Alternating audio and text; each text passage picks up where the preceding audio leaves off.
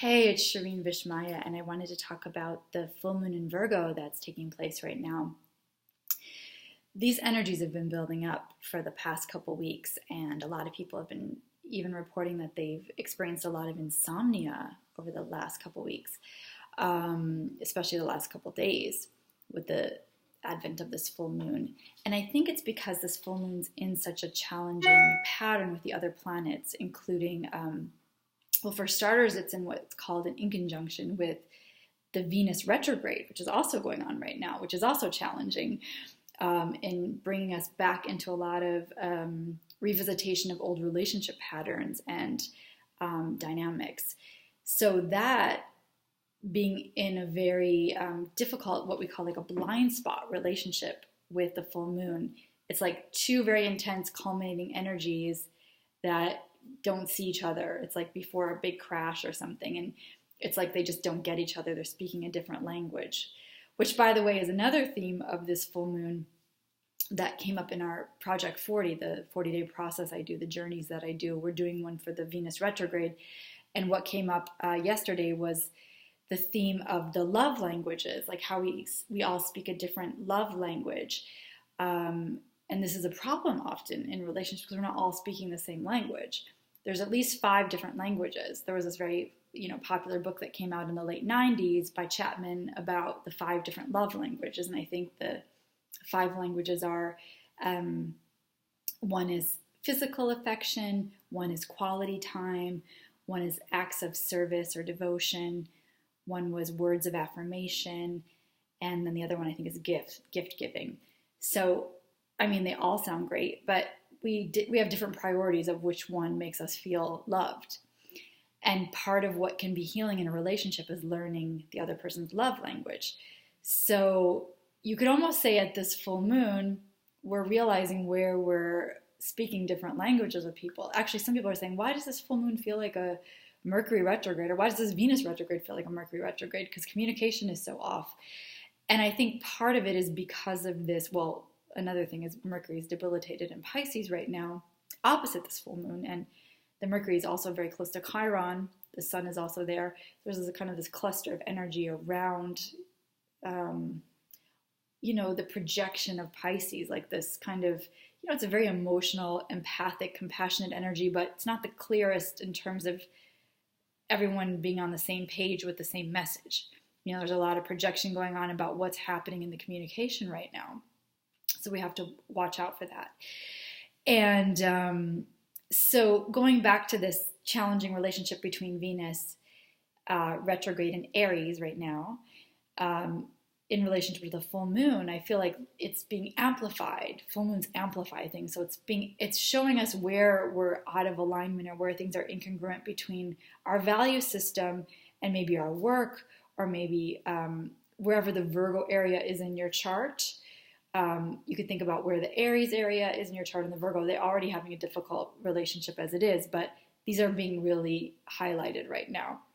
So another way you could think about it is what your values are, how you relate, maybe in this very challenging relationship, almost like an enemy pattern with your Virgo area, the Aries area and the Virgo area, or you could say like what the self wants on that very primal level.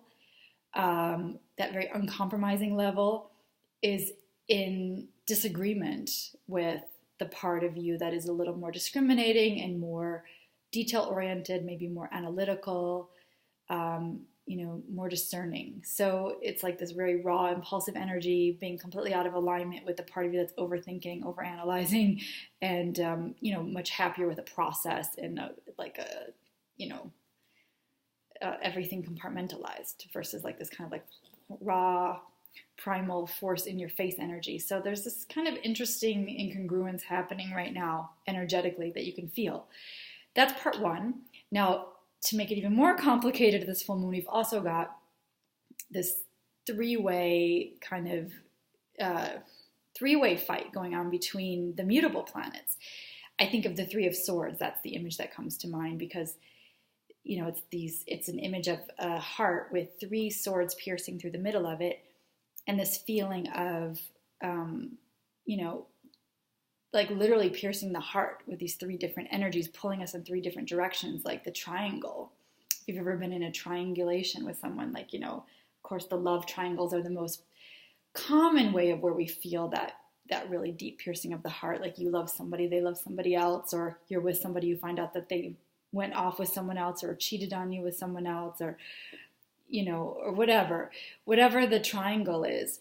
But if you put this in psychological terms, or with what's happening now, what we're experiencing is, okay, so one of the swords piercing the heart, we could say, is the full moon in Virgo, which is this kind of neurotic, keeping us up all night energy, over worrying, overthinking about all the details, like the Nine of Swords in the tarot, like the image of the woman awake in her bed, not able to sleep because she's thinking too much and worrying about everything, worrying about all of the details. That could be you on one level. The second sword could be the opposite end of the full moon, which is Pisces, which is the moon archetype, the deep underworld, this kind of like the unknown, the surrender to the unknown, the deep surrender, and not being able to see our way through the dark kind of energy. And also deep karmic patterns that have been coming up that we can't see until they're like really in our face and testing us. And then the third sword is the Saturn in Sagittarius. Saturn in Sagittarius is like too many irons in the fire, too many projects. We're like on overkill. It's the 10 of wands in the tarot. So it's like the guy holding these 10 wands, and he's like this burden, and he can barely get to his destination because he's just got too much baggage. It's like that part of us that we're trying to do too much. We're carrying too much. We've taken on too much, and we're feeling overwhelmed. So you could feel those three different swords piercing you right now.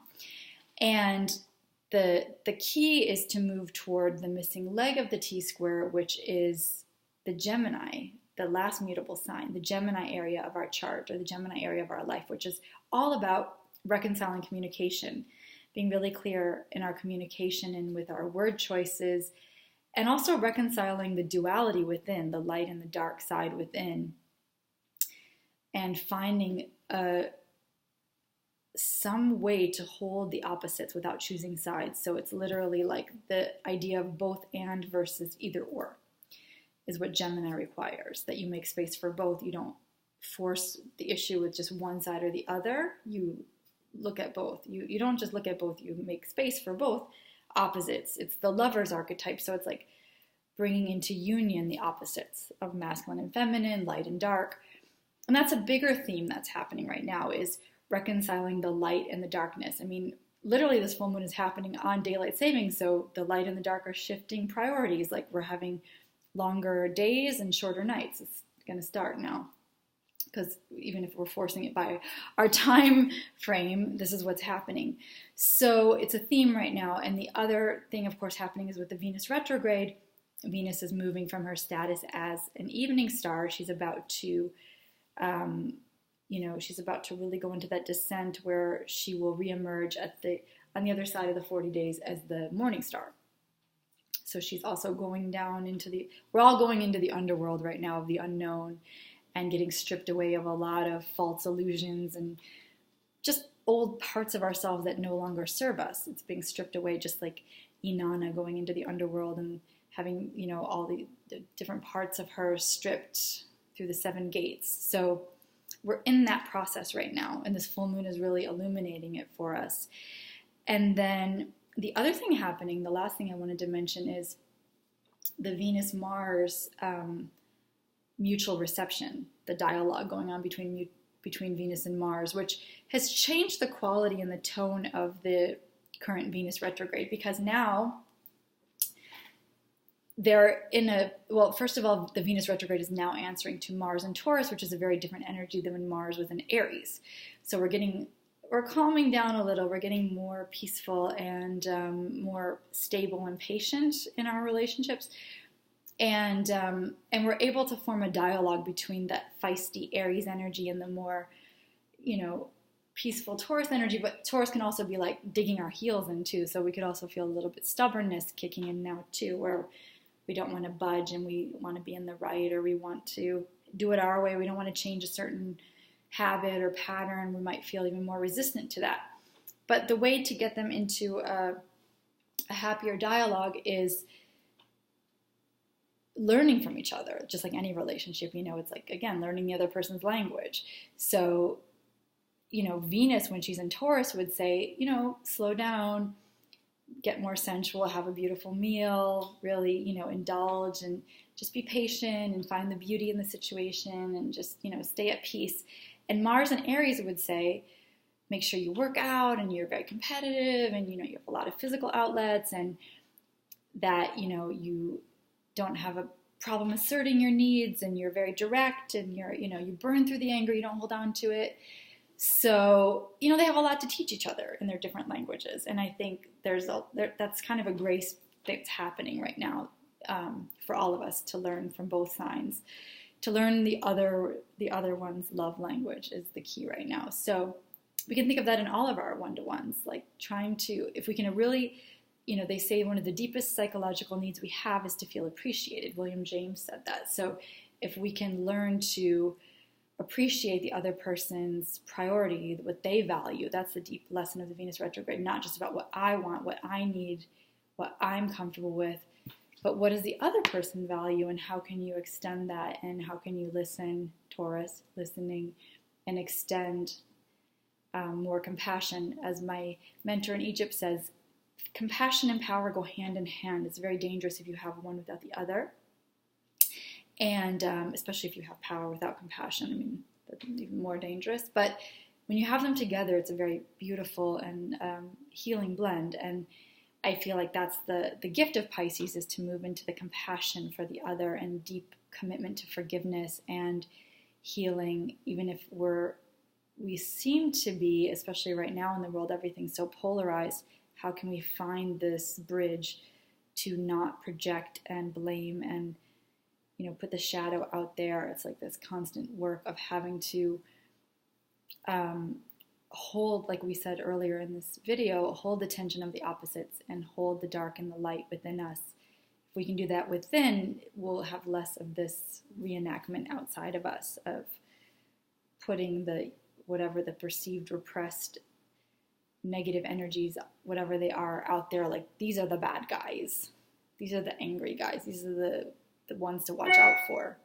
We know all of it lives within us, and that we see the world as we are, not as it is, and we're co-creating this. So anyway, this is the time to really get clear on a lot of these projections and find a deeper level of, especially compassion, I think, for where we've had some blind spots, and where others, we all have blind spots, which I think is another big theme of this full moon. And the Venus retrograde is helping us to heal this in our relationships, to learn all the languages of love. So anyway, I hope this helps. And pay attention to your dreams also over the next few weeks. They should be very strong.